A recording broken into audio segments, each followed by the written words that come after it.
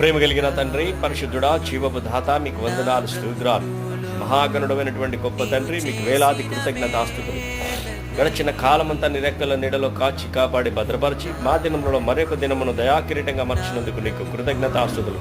సర్వాధికారి, ఈ రాత్రి సమయముందు ప్రభువా, ఎంతమంది అయితే ప్రభువా నీ సన్నిధిలో ప్రభువా స్తుతించి గణపరిచి ఆరాధన అంతట్లో ప్రభువా పాల్గొని ఉన్నారు, వారందరినీ కూడా దీవించండి, ఆశీర్వదించి నీ కృపతో దీవించి ఆశీర్వదించండి ప్రభువా. ఎవరైతే శ్రమలో ఉన్నారో, వేదనలో ఉన్నారో, ఇరుకులో ఉన్న వారందరినీ దీవించండి. వ్యాధుల్లో ఉన్న వారిని మరి ముఖ్యంగా తాకండి. ఈ అభిషేక పాత్రను వారిపైన కుమ్మరించండి ప్రభు. నీ కృపాహస్తపు నీళ్ళలో వారిని దాచి ఉంచండి, ఎత్తిపట్టుకోండి ప్రభు. రోగముల చేత పీడించబడుతున్నారు, అపవాది చేత పీడించబడుతున్నారు, ప్రతి వారిని రాత్రి విడుదల కలుగు చేయండి.